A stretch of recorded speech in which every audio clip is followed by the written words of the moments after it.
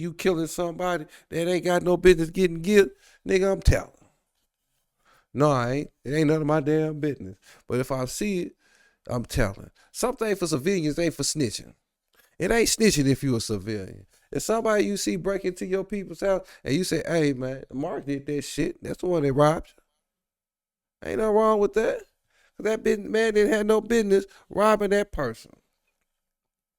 Quit being civilian and taking street shit seriously. You can't have street rules and you ain't in the streets. Ain't no honor amongst thieves. And when would you get that? Ain't no honor amongst thieves.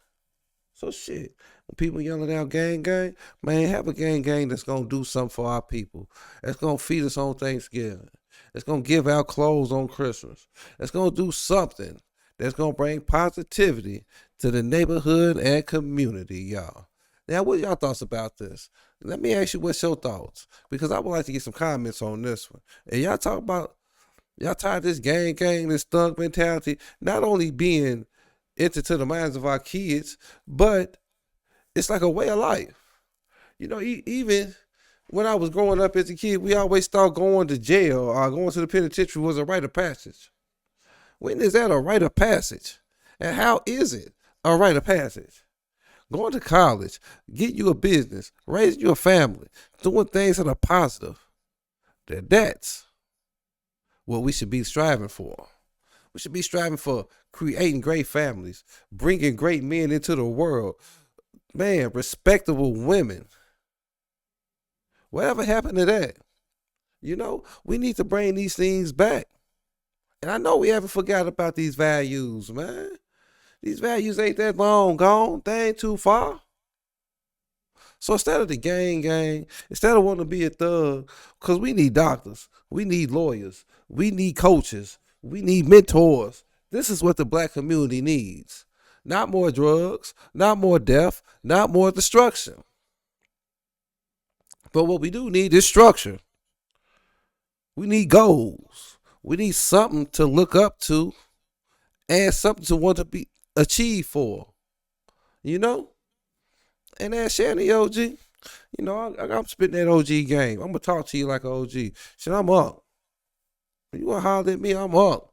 Come at Smoke Town Tech. You know one thing I love and one thing I strive about is talking to the young kids.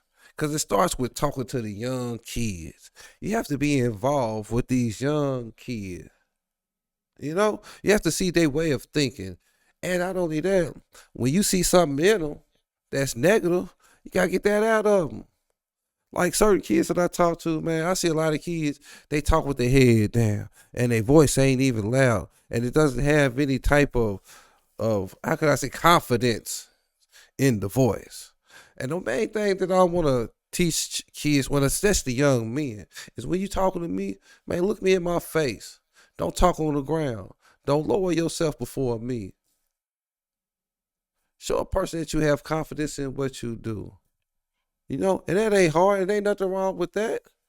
Because when you exude confidence in your speech, in your stature, and not only that, in the way you handle business and the things that you do on the day-to-day life, man, that brings respect. It brings respect. And that's something that our black kids is lacking, is the right ways to get respect and the type of respect to have on your name. You understand? So instead of the gang, let's get a gang of people who wants to start some businesses. Instead of selling drugs, because if you sell drugs and if you sold drugs, don't you know that's a acclimate to business? If you take the same things you did in selling drugs and put it in your business, I bet you be twice as successful than you are right now while you selling drugs. Because you think about all the hours you put into selling drugs. You think about you work 7 days a week if you selling drugs. If you work 7 days a week in your business, you putting 12 to 14 to 20 hours into the business, man, you're going to be a millionaire. You're going to be successful. You're going to be what you want to be. So instead of instead of worried about selling drugs, let's turn that acclimate into having a business.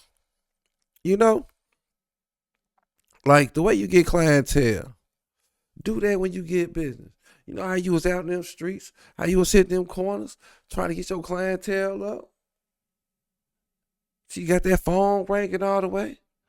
So they was hitting you up, buying your stuff. Same way with business. The dope is the product, but the shirt can be the product. The computer can be the product. Anything that you want to sell. But death could be the catalyst to making you a millionaire. And I just want you to know that, guys. The Shandy OG. Hey, man, we got some more stuff to talk about. So let's get into it. Hey, y'all. This episode is brought to us by the Smoketown Tech, located here at 2803 South Floyd Street. If you need your iPad, your iPhone, if you got some cracked screens, you got a cracked screen on your laptop, this is the perfect place to bring it to. It have you done within a day. And not only that, if you're looking for a nice laptop from 125 and up, you want your laptop programmed with the latest software, get them viruses removed, get you a customized t-shirt, this is the place to be at 2803 South Floyd Street. So make sure you go see the Smoketown Tech when you're having a problems with all your technical electronics. Hey, what's going on, everybody? I want to give the big up to my man right here, Mr. Hugh Hefner. Mr. Hugh Hefner, y'all. Now, let me tell y'all something y'all didn't know about Mr. Hugh Hefner, y'all. Now, Mr. Hugh Hefner was the first person to sell pussy out of a magazine. He owned the Playboy magazine, y'all. And if you had enough money, you can hit you a Playboy bunny. Let me say this one more time, y'all. If you had you enough money, you can hit you a Playboy bunny, y'all. What you think the parties at the Playboy Mansion was about? Why did you think all the movie stars, all the politicians, all the popular people of his heyday, of that day, was at the Playboy Mansion? Now you got to think, he had all the Playboy bunnies there. The ones that was in the magazines and everything. And you could have which one of your pick, y'all. You could have the which one of your pick. Because Mr. Hugh Hefner provided it for you. You understand what I'm saying?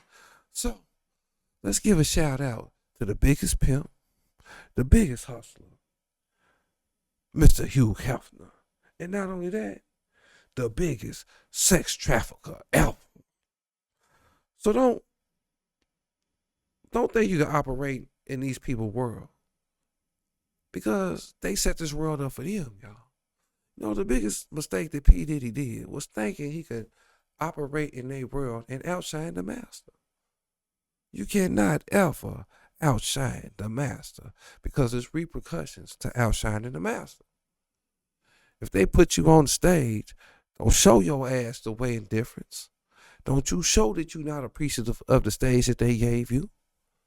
Because as quick as they put you on that stage, that damn thing could be snatched up under you.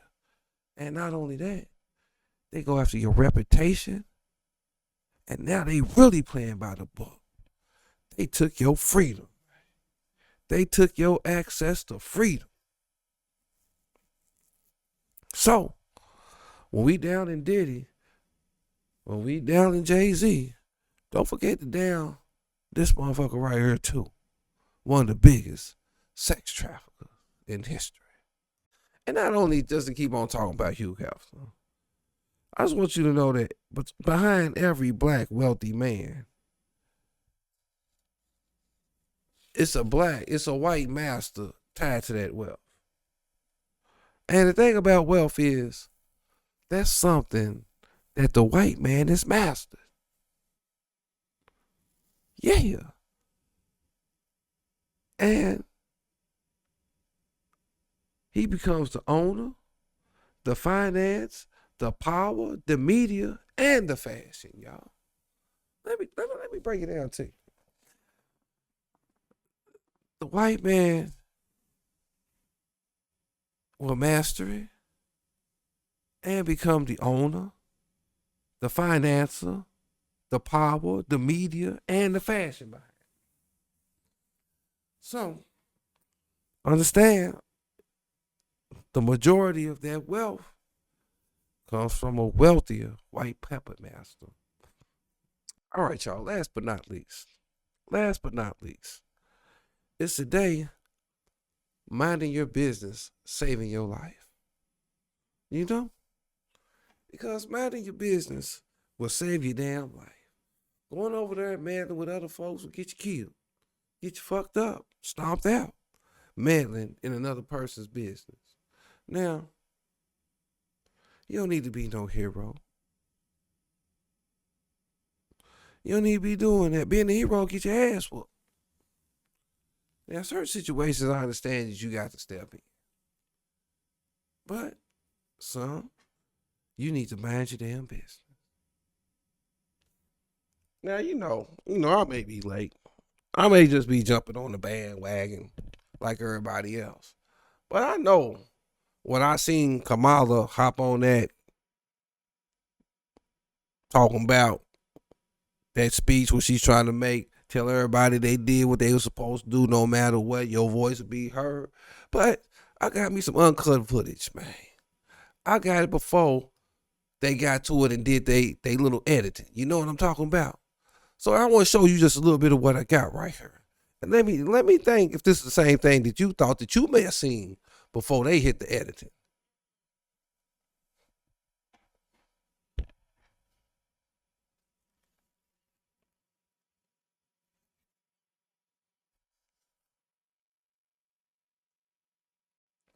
Now, y'all can't tell me she wasn't drunk. Y'all can't tell me that she didn't have a little party favor. And I think that was in the hotel too, man. That wasn't no White House. They just threw that flag up there because they ain't letting her ass back in there. After how she blew 1.5 billion, that was still 20 million in debt. You can't come back here.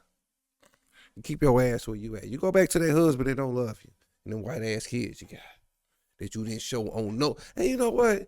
Did y'all notice the whole time she was campaigning, she wasn't with her husband, she wasn't with her kids, none of that. She was too busy trying to play with us like she's black. Bringing Megan Thee Stallion and shit like that's all the fuck we want. Treating us like niggas. That's why she didn't win, because you treated us like niggas, Kamala. Take your ass back to that husband that don't love you, who's fucking everything in Washington. That's what you get. So, hey, y'all. I ain't like the speech. I ain't like how they tried to treat us like we was just about entertainment.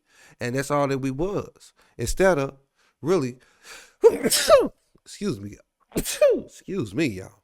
Instead of really talking about the facts. Instead of really letting us know how she could help us and what policies she was going to set in place and what she was going to do for our people. If you want to be black, show us. You know, anybody that's black and works from the hood or whatever, anywhere they work, they give us a little leeway. We win. You didn't give us the win. The whole years you was there, you didn't help us win. Come on. And not only that, you had Obama and Michelle trying to shame us in the vote. Obama's, we don't fuck with you no more.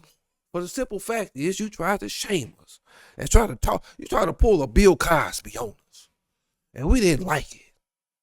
We didn't like it at all, and we showed you at the voting booth. And to keep it real, you know, I didn't like none of them as a candidate, to be honest. But at least we got somebody who can deal with these foreign countries. Because they been sitting their ass down a little bit. They been sitting their ass down a little bit. They ain't been as jumpy.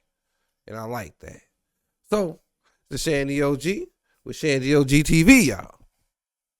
And we are here raw and uncut. What's up, y'all? Hey. Y'all know January the 1st is coming up. And you know what? The migrants better find them a way, baby. The migrants better, hey, listen, migrants. If you want to sell your taco truck, I want it. If you want to sell them pickup trucks, the high ones, the one y'all got, I won't. Bring them to Shan the Computer, man. Right here at 2803, man. I got cash in hand for you. You only got about 3 more weeks left in this motherfucker. Sell me something you got. And I know y'all shaking in y'all boots too. I know y'all shaking in y'all boots. Y'all, when January the 1st get here, we got the borders are Mark Holmes. This nigga's ready to act the fool on the border. This nigga's ready to act the fool on the border. And you know what? They say, hey, Shan, why you on the migrants so much? Why you talk about because I'm gonna show you something. I'm gonna show you. Get their ass up out of there. You wanna know why? Because when my Haitian brothers was trying to get in there, it wasn't no long motherfucking lines. It wasn't no long motherfucking lines for my Haitian brothers to get in here. For my brothers to get in here. The same colors as me. Because when they was trying to get across the border, they was hit with whips. They was hit with this right here. People hitting them with whips while they wet from crossing that river. Could bring back the slavery days. And then these migrants could just go across the motherfucking border with no problem. And not only that, you giving the motherfuckers money too. And my people was getting whipped to escape Haiti. Same shit that y'all was running from. This is what y'all want to do, and y'all expect me? Nah, man. If anything, man, I'm sticking with my people first.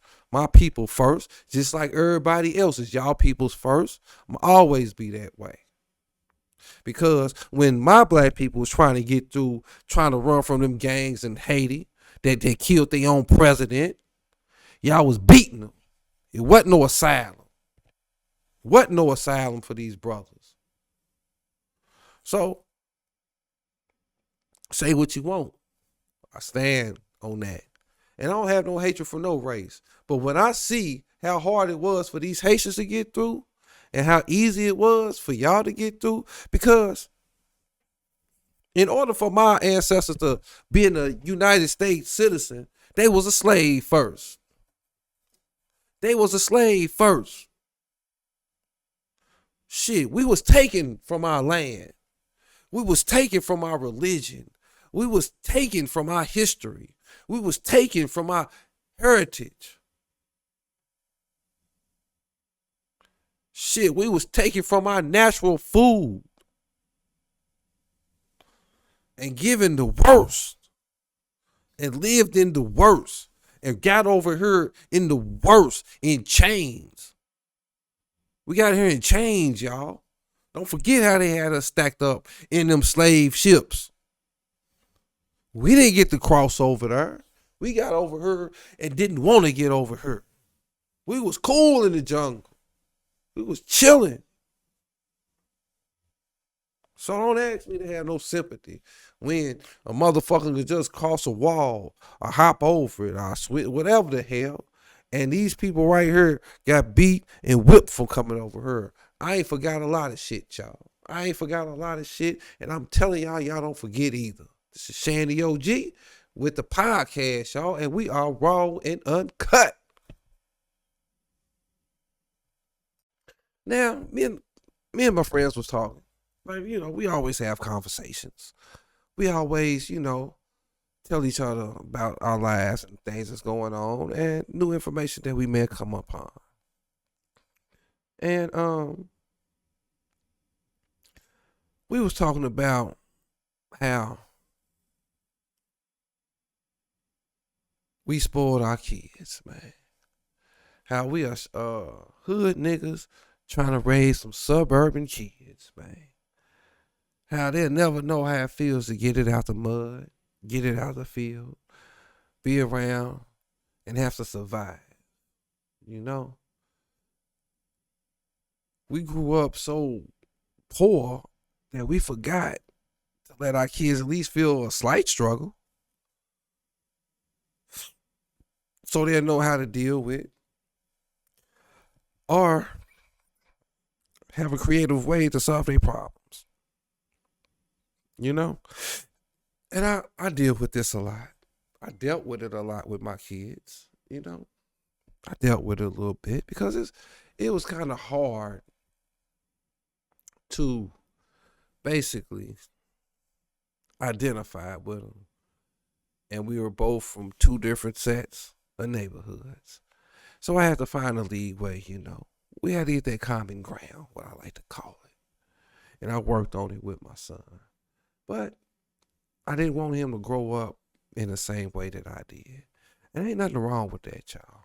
If you was able to make your life better so your kid didn't have to grow up in the projects, so he didn't have to deal with hood politics, so he didn't have to grow around or be around that type of negative environment, you did good for yourself. You should applaud yourself for that your child didn't have to go through that. And not only that, they can have a different outlook on life, one that we never had. So, it's a struggle. It's a struggle with these kids now because like when we was growing up, we didn't see as much. We may have seen what was going on in our neighborhoods, but really having the access to the information like these kids have, it's a whole different story, man. It's just like everything is instant to them. Instant gratification. If they need some food, they can get on their phone and call DoorDash, and it come to them within 30 minutes. Ain't got to cook nothing. They can watch whatever they want to watch just by the flick of a finger. Well, we had to wait. These kids will never know how it felt to watch a show and it be good. You can't hold it in until you ready to get to school, man. Like Monday, oh man. Remember when you met up with your friends on Monday after seeing your favorite shows on the weekends or some stuff happened? Y'all couldn't just text them right then and there.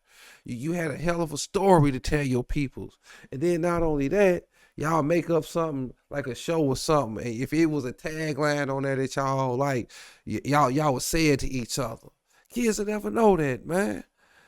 I just wish we could bring some of the stuff back that we did. Jumping on mattresses, hide and go get it, hide and go seek. Riding your bike from the East End to Shawnee Park and back with about 10 of your partners. Knowing y'all gonna find if your partner ain't got a bike, you ride them on your handlebars. Cause y'all know y'all gonna find the bike on the way going or coming home. Man, them was the days, man. I remember when we used to sit in Shepherd Square projects, man, and we used to sit on the basement. On top of the basement, because let me explain to you for those who don't know. To go in our basements in the projects, you had to go down, and it was from the outside. But they had to cover over the thing so the rain wouldn't hit it and fill it up with water on the well, so on the stairwell. So we'll sit on top of that little embankment they used to cover it. And man, we used to talk to each other all night till about 3 or 4 in the morning, man. Seeing each other, talking to each other, and just having them, man, that was the best nights. We didn't have to worry about nobody killing, nobody dying, nobody nothing, man. We just had fun nights, man. And then not only that, you remember the neighborhood love that we had for each other when we used to ride out and roll out, man, and go out to, I'm gonna tell y'all my age right here. We used to go out to Blinkers. Y'all know about Blinkers. And then, caddies and all that. But we know we can go out and have a good time without getting killed. Without getting killed, y'all. And when I was growing up, they had clubs for teens. They had clubs for teens where they can go to and have a good time and party. So in essence, yes, I do miss the days of love, of respect. And I would really love for us to get to that village again. Get back to that community, y'all. Let's get back to the community of loving one another again, y'all. Yeah, man. Let's get back to that. Just Shan the OG with Shan.